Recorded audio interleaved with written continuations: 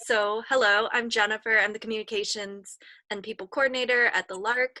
I'm really excited to facilitate this interview between Nathan Yungerberg and Jarvis Green. Beautiful.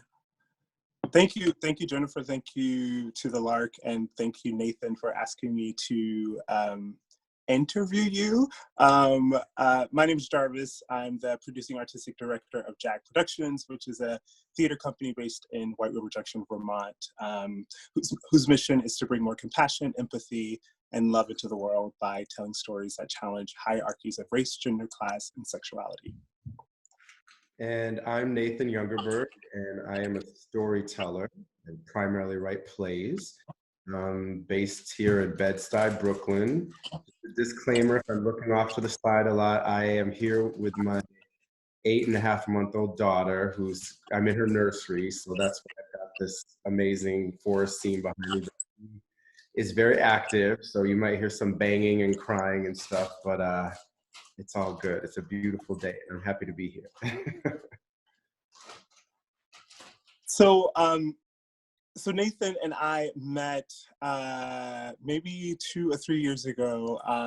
He brought his brilliant, wonderful, magical piece, Esai's Table, to JAGFest, which is a New Works Play Festival that my theater company hosts every February, where we invite like 30 to 40 artists to Vermont to develop these new plays. And Nathan brought Esai's Table, which then sort of took us on this like 2-year journey to develop this piece with the Cherry Lane Theater, which is obviously an off-Broadway theater company in New York City. And we just did the world premiere of the show in Vermont, and we were slated to open next Tuesday in New York City. So before we get to why we're not doing the show right now in New York City, I'm really curious, Nathan, on how you came about to writing this piece and what sort of inspired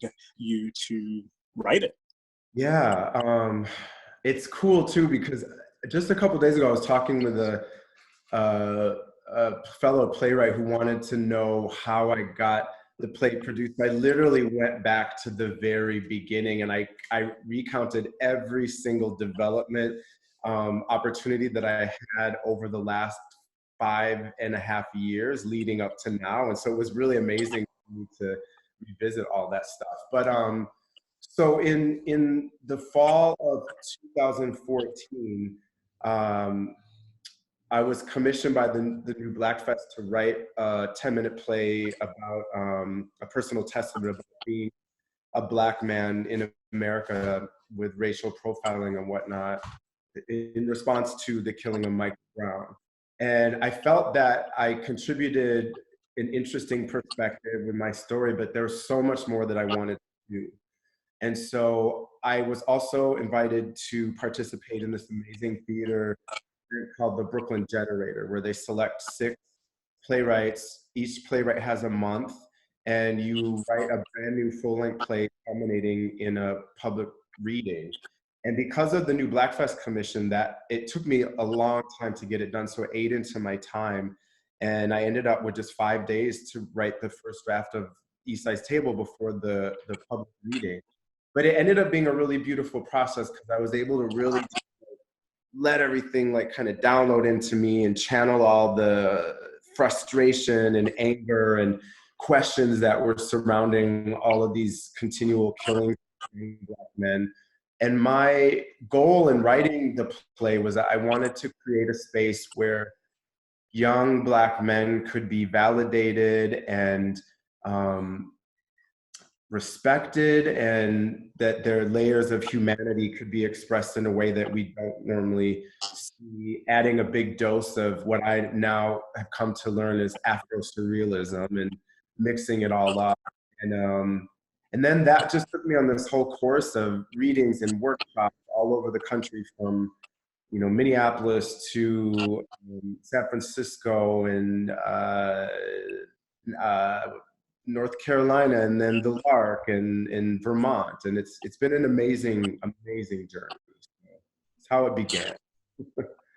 So Nathan, I'm really curious to know, like, before COVID-19 happened, like, what were your feelings around making your off-Broadway debut?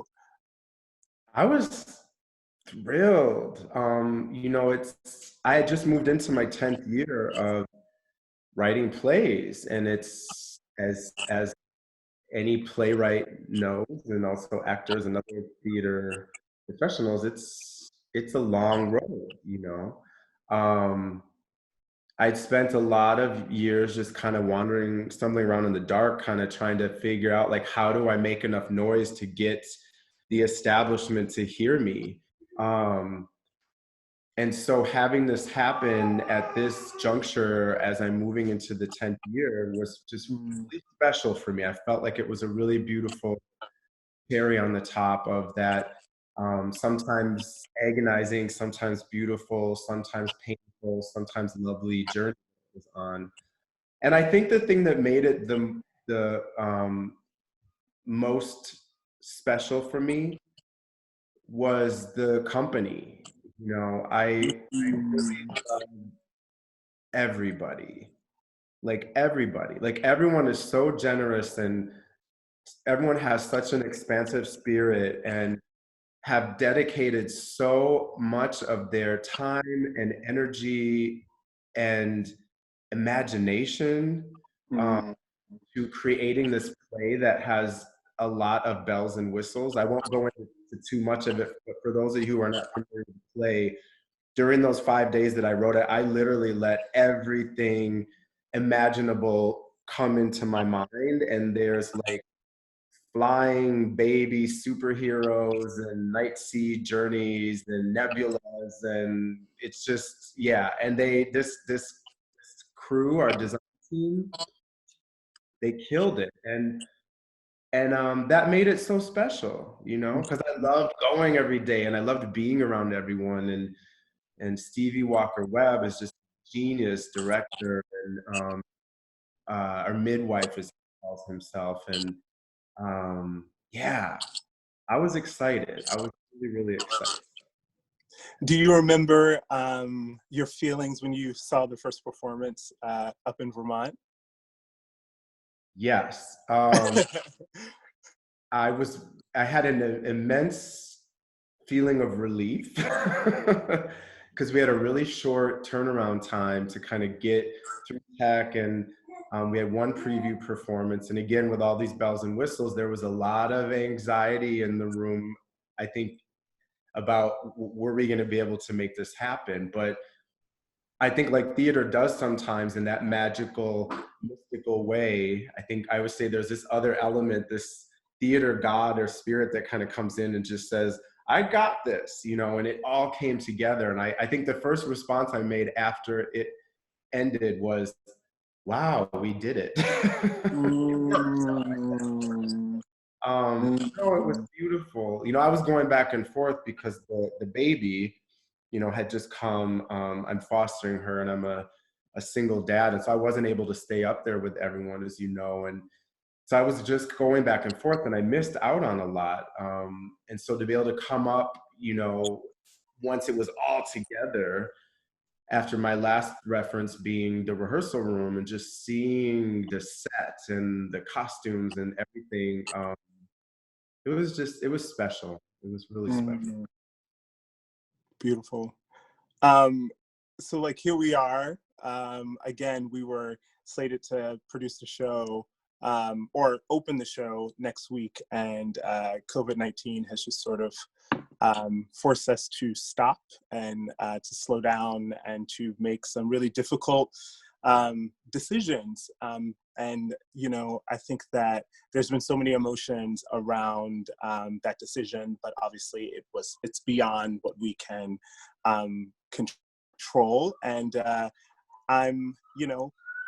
we've had a lot of conversations, obviously, back and forth about this like whole experience, and really curious to know like how you're sitting with indefinitely postponing your baby and this thing that we've worked so hard on. And I'll definitely speak as far as like a producer and running a company, like what that means for us. But I'm really curious on like where you are in this moment and how you're. Yeah. Really. I'll be completely honest and say I wasn't disappointed. I wasn't sad. I think the thing that affected me the most, again, to loop back into what I was saying before, is I just miss everyone. Like I miss going to the rehearsal room, and I miss watching the actors work through their process, and I miss, you know, watching Stevie kind of conjure up all this beautiful stuff. And yeah, that was the hardest part. The rest of it, I think that okay, sorry. No, don't apologize. I'm actually feeding her while I'm doing this. I think the reason why too is that I've kind of reached this stage in my life on kind of like I'd say spiritual and emotional level where, and it's because of the baby. Like I'm really in the moment and in the present. And this all started like, you know, a year ago before she came. And I think having that ability to kind of just root myself into what's happening right in front of me really removes a lot of that excessive emotional reaction. And not that that's bad, like anyone who had this happen to them, or an actor that lost a job, and it's amazing and fine to grieve and feel frustrated and angry. But I think I have this whole other production going on at home with this child. And so I think the other things that I do in my life are now kind of accessories to my life, although it's still my career, but it's like my baby is kind of like my first priority. So it's been interesting. And I think the other side of that too is that I knew immediately that everybody was in the same boat. Now, if I had just found out that our production got canceled or postponed for some other reason, and everything else was still going on, that would have been a different story. I think too, because it is postponed, that still has open doors in it, you know, canceling, because you know, some of my friends have had shows that were canceled, and that would have been hard, I think, just to know got this far up the mountain and now we have to just go back again, because I know it's going to happen. And I think my faith in the play, the spirit of the play, I really believe that it's going to happen when it needs to happen. And right now I'm just more concerned about my people, like my theater friends, you know, don't have work now and are having trouble buying food. Like that's been more of my focus. So what about you? What's your process? I think similarly, similar to what you were saying, in the sense of like, you know, it's somewhat sort of it somewhat gives me peace knowing that other people are going through the exact same thing, and that is beyond our control. But still allowing myself to be like frustrated and having to really do a sort of like reset, because you know, there are many things that I think we all had, you know, 3 weeks ago that we don't have anymore, and allowing ourselves to like grieve those things and like, you know, reroute and reboot our lives, while still being like, okay, this is beyond my control, and not trying to hold on to and attach to things. I think for my company, you know, we're a small organization, and this is year 4, so taking on a co-production off Broadway, co-production was a big thing for us, and we had a lot of sort of fundraising events and around the show, and meeting with a lot of like donors and philanthropists in New York City, to continue to support the show, as well as potentially support our organization. So some of those like projected financial things that we had around the show during this time, we don't have anymore. So I have to figure out how to, you know, sort of raise this money to get us through the end of the year, like right now, and also create space and create like resources so that we can go into our next fiscal year on solid ground. So it's kind of, you know, it's threatening the well-being of our organization right now. And I'm also a little scared at what the theater community and theater in general will look like, because a lot of, especially nonprofits, we depend on philanthropists, we depend on major donors. And you know, with the stocks and like, you know, the economy being like in flux, like that's going to take a direct hit to nonprofit who depend on you know, philanthropists to support our work. So yeah, so there's a lot there. There's fear, there's anxiety, but there's also, you know, there's peace knowing that we're all in it together. I'm really sort of inspired by what's happening with all this like video content and people doing videos, and I'm really trying to find space for myself with the organization to figure out ways at which we can continuously engage with our audience, although we can't really see each other and be in the same space together.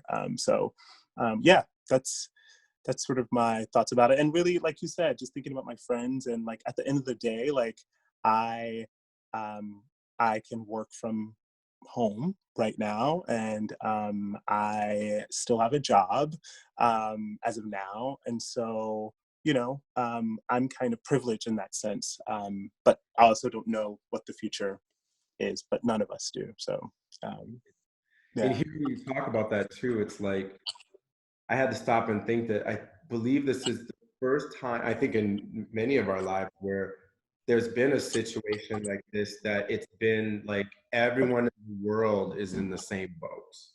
You know, it's like Yeah. there's 9/11 and all these other, like, you know, horrible things that happen, but most times those things were just things that happened in this country or in this town. And you know, it's fascinating just connecting with my artist friends like all over the world, and like everyone is in the same place. And while it's saddening, it's also, there is comfort in that, because I feel like one of those situations where I don't, you know, we'll talk about stuff and compare notes to a certain extent, but you almost don't even need to go there, because you just know. You just Mm, you just mm, know. It's like, mm. yeah. Right, right. I feel you. I've been finding myself really connecting to people in a way that, yes, you know, I'll send a happy birthday to someone, and like if I'm visiting someone, oh, I'm in town, let's meet up for a drink, you know, like randomly. But I've been finding myself really identifying, like, as they say, your ride or dies, and just like calling people and having really deep conversations, and like really having a clear sense of like who's your tribe and who are the people that are like there to support you and that to hold you up and that you can unravel with. And that's been really, really, really, really beautiful to witness and to see. And there's been a lot of, you know, self work happening during this moment of just like pausing Yeah. and stopping. So Yeah. No, I agree. You know, we all have so much time. So you know, I have Marco Polo. I just got on that, and I literally will go through and just look for all of the suggested friends, and I will hit up people that, you know, they're in my phone, but they may not be people that I've ever like hung out with for, you know, in person, but I know them and I see them around, and I just tell them what's happening with me, and you know, we talk. yeah. Are you working on anything creative right now? What are you doing? And that's been really beautiful. I'm getting to know more about people in my industry, and just, you know, friends and whatnot too, or acquaintances that I didn't have that connection with before. And everyone's been really great at just checking in, like, how you doing? What's going on with your play? You know, what are you working on now? You know, I have to say though, I feel like the artists are the ones that are gonna save everyone through this whole thing, because on Instagram and other social media platforms, like, it's my creative friends who've been doing the most. Mm, Like Garlia at Blackboard, like having community night and letting people submit pages and doing, you know, cold readings online with people all over the country participating, and all these other amazing organizations that are doing similar things, and people sending back and forth these resource lists for you know, opportunities. And I just got this amazing thing yesterday for a grant opportunity for writers who had plays that were canceled or postponed, you know. And I love that sense of community. It's really, really beautiful, you know. Yeah, yeah. Is there anything that's inspiring you right now?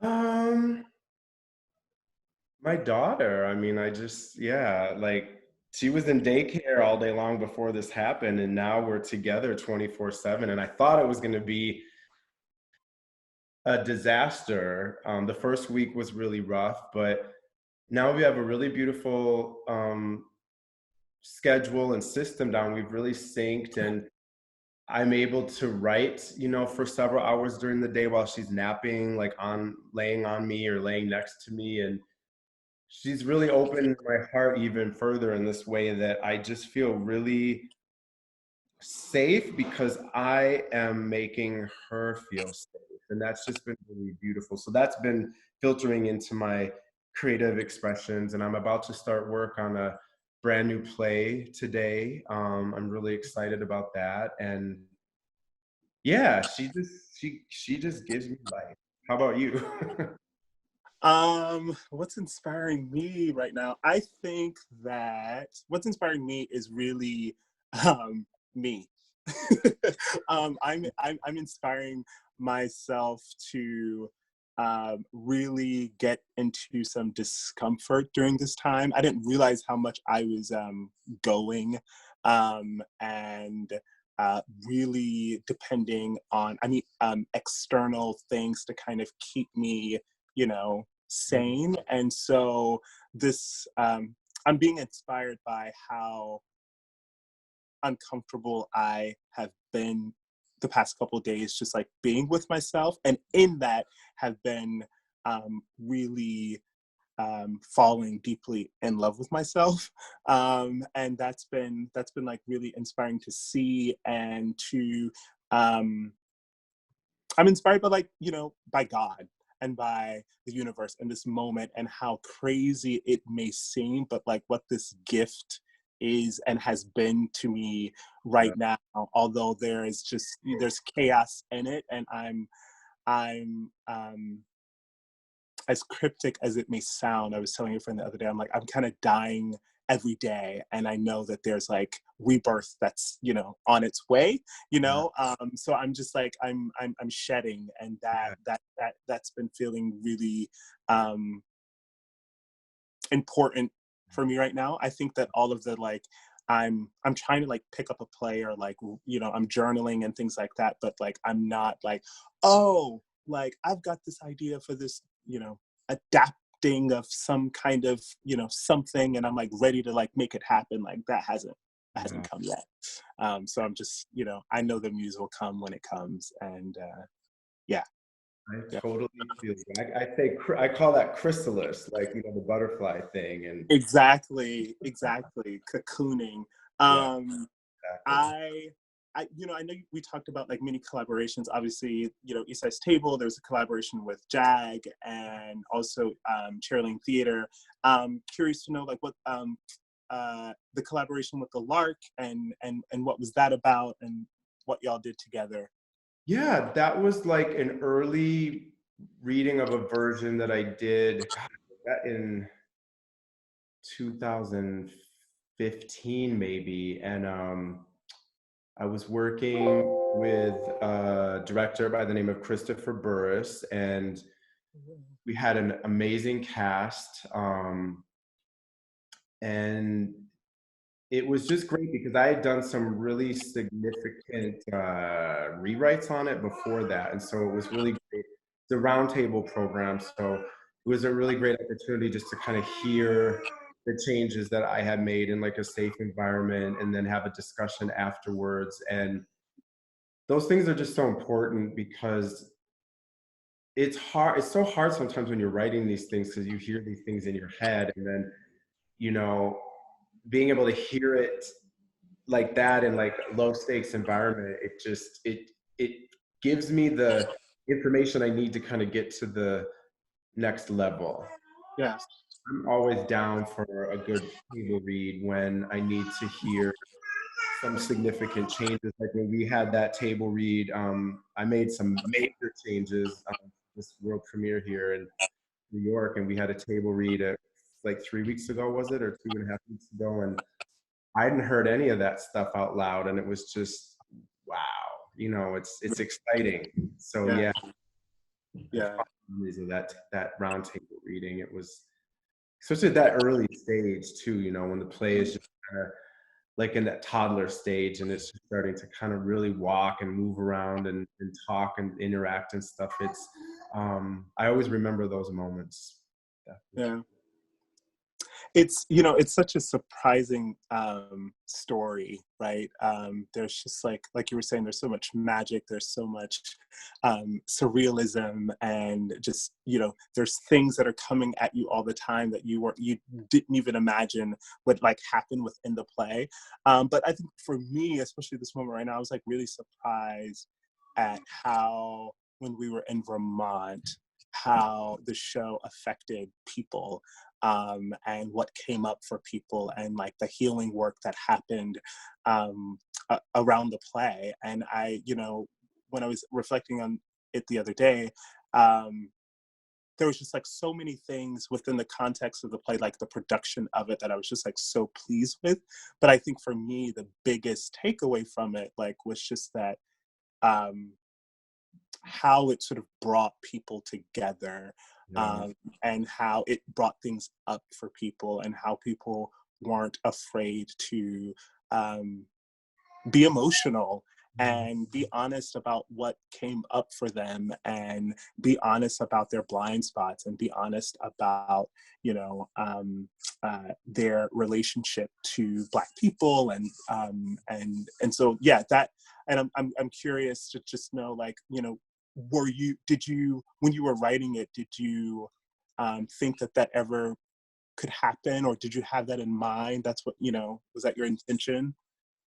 I think the only like intention that I had was that I wanted people to leave having a deeper understanding of who these young men were. And so I don't know that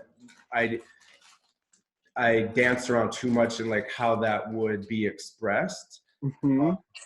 I can tell you though that first reading that we did for the Brooklyn Generator in 2014 was really uncomfortable, like because I had birthed this play so quickly that I didn't have time to really bond with it. I mean, it was almost as if like I had a baby and just gave it away to someone else right away, and then I came back again and had to kind of familiarize myself with this child. So even like the table read like was really awkward when we with the actors before the reading, because everyone was so quiet, and I thought, oh my God, they hate it. Like, because sometimes when the plays come out, like you don't know what you have. Like it's like you've never heard it all together other than in your own mind. You don't know what this thing is. And so then we got to the reading, and again, everyone was so quiet. Oh, I think maybe Nathan is frozen. Okay. Um, that's okay. Oh, Oh, Yeah, I'm back. welcome back. I was in the middle of going on and on about something. you were going on and on. Oh, we were talking about how it's a surprising story, and my Oh, biggest the audience reaction. yeah, the Yeah. audience. So I think I was talking about the audience reaction and the cast reaction for the Brooklyn Generator when we did the reading for the first time. So when we were at the event, and there was about like 20, 30 people that came, and similarly to the table read, like everyone was just so quiet, and I thought, oh my God, like I'm done. Like I should just quit. Like this place sucks. Like why did I even agree to do this? But one by one, like people were coming up to me and then I got it. Like I looked into their eyes, and it wasn't even anything that they said. It was just their energy. And I just felt that, wow, this play touched them or changed them or hit them in a gut in a way that you could feel it in the air. And so it really clarified a lot of things for me, because then I knew that there was something else in this play that was beyond anything that, you know, I did. And it really gave me the courage to move forward with it. Like I said, it's been a long path of carrying the torch for this play that nobody wanted, you know, like nobody wanted, you know, because it was too crazy or too this or too that. So I think that that immediate audience reaction really sealed the deal for me, and that then continues even larger and more expansive ways when we had the production. And it's overwhelming though sometimes, I have to admit, because I feel like, and I got this too when I did the Mentor Project production at Cherry Lane a couple of years ago, that when people are extremely emotionally touched or moved or changed by a play, I feel like they want to find the source of where it came from. And so I get people that come up to me sometimes, and they grab my shoulders, and I feel like they're peering so deeply inside me. Sorry. Trying That's to okay. find the place that this thing came from, you know. And I'm like, it's just me, you know. I just wrote this stuff down, and it's that gets to be uncomfortable at times, you know, because Yeah. I don't know. I don't even know how to describe it. It's a really weird feeling. It's beautiful, but it's uncomfortable at the same time.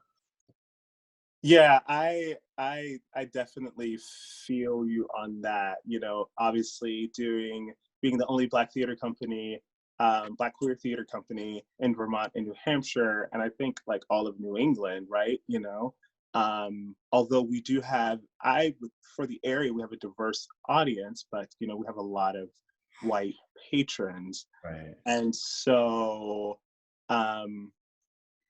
After the show, and like I'm like either in the lobby or like actors are coming out, because like our theater is you know, we don't have like a stage door. Actors have to leave through the house, you know.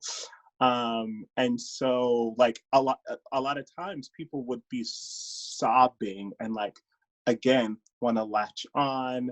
And so I had a lot of emotions around that. I was just like, you know, I'm like here for you, but like I had sleepless nights, and like we put it all on the stage. Like I can't do anything else right now for you. You know what I mean? Like wanting more. And I'm just like, I can't. And it's uncomfortable because just like someone's crying. Like I'm not an asshole. Like I don't want to just be like, you know, don't touch me. But you know, it was just always those moments of just being like, I don't know what to say. You're latching on and crying, and you know, I don't know. And then you know, I think we got to this moment in between like during the run where we had to really think about how are we holding space for particularly Black and Brown folk that are experiencing this piece, and all kinds of stuff were coming up for them because people couldn't just leave the theater. They were like, people were just like either sat in the theater for 5 to 10 minutes and just sat with it, or came out in the lobby and just like did not want to leave and wanted to figure out, like they were just disoriented essentially. Yeah. So we connected with Dr. Shamel Bell, who teaches at Dartmouth, and you know, really worked on this sort of like healing circle, healing process, so that people, one, had resources to like, who do you go to, who can you talk to, how do you make a difference, you know, but also like just letting people like share and feel all the feels, and be able to process that before they, you know, left the theater. So It's the fine line, I think, of, I don't even know. I don't know what it is. Cause like, yeah, you can't really just, someone comes up to you weeping, you can't just be like, you know, see ya, I gotta go, I can't deal with this. But then you can't take on too much of that, because they, again, I believe they're searching for something that doesn't necessarily exist in you, because I think it's something in themselves that they have to dig deeper into, be it if they're Black, white, you know, Asian, Latino, or whatever. And it's hard to be kind of like the spokesperson for all of that emotion, you know, Right. because I Right. feel like when it gets to the point of a play being in a space on stage, it's like I am no longer the sitting at the head of the table. It's like the audience is part of the process then at that point too. So it's like they also have to be held accountable for what is conjured up during the course of the world, you know, coming alive on stage, because it's Right. theater and it's live, and like it's not just me anymore. It's not just you. It's not just Stevie. It's not just the actors. It's like a community venture. Mhm. You know? Mhm. So it's Yeah. like, you know, where's the dad or the mom that who plays that role? You know what I mean? Like, I think we all have to for ourselves. You know? Right. Yeah. Right. Right. Um, well, that's that. I think that's a really like beautiful conclusion about just like this and the entire experience of like the play and like in this moment, and it just being such a um, what I love about the play is that like if you're a theater goer, you know, it gives you all the things that you that I love, like, you know, suspense, not knowing what's going to happen, really really exciting staging, like Stevie Walker Webb, like he's like a master stage craftsman, like, you know, the blocking, it's just always like moving and interchangeable and you don't know where things are going. And then like, you know, you wrote a play that involves animation and lots of projections and like, you know, so that's all like really really exciting. But then to, which is why I started my company, but then to add this component that is like political and like and you don't know that it's going there until you know, and like bridging those like two worlds of just like really really really amazing kind of exciting theater on top of like strong brilliant messaging that's current, that is now. It's just, you know, I'm thrilled that we were able to do the world premiere at my company in Vermont, and I'm just like, I can't wait for New York audiences to see the show, because I mean I've seen a lot of theater in New York, and like I'm excited to. This happened with What to Send Up for me as well, but like I'm excited to experience a piece with a New York City audience where it's like a collective sort of like healing. And I think we just really all need that right now in this moment. And, you know, although it's indefinitely postponed, like we are still moving forward with producing this play. And it's just about like when and timing and how the universe is going to, how long the universe wants to keep us on pause. But as of now, we are really still very excited to make this thing happen, because it's just, I think if it was a different team, a different play, we would have pulled the plug, and I don't even know if we would have came back to it, honestly. I think that this company is just, we know that it's like beyond us and that the world needs to see it. So I'm really looking forward to, you know, when that happens for us in New York. Do you have any parting thoughts, Nathan or Jennifer? One thing that popped in my mind when you were talking about when it goes up is that I just had this realization that people are going to be completely changed after this thing is done or whatever happens next. And I think, as you said, like a lot of us are spending time at home.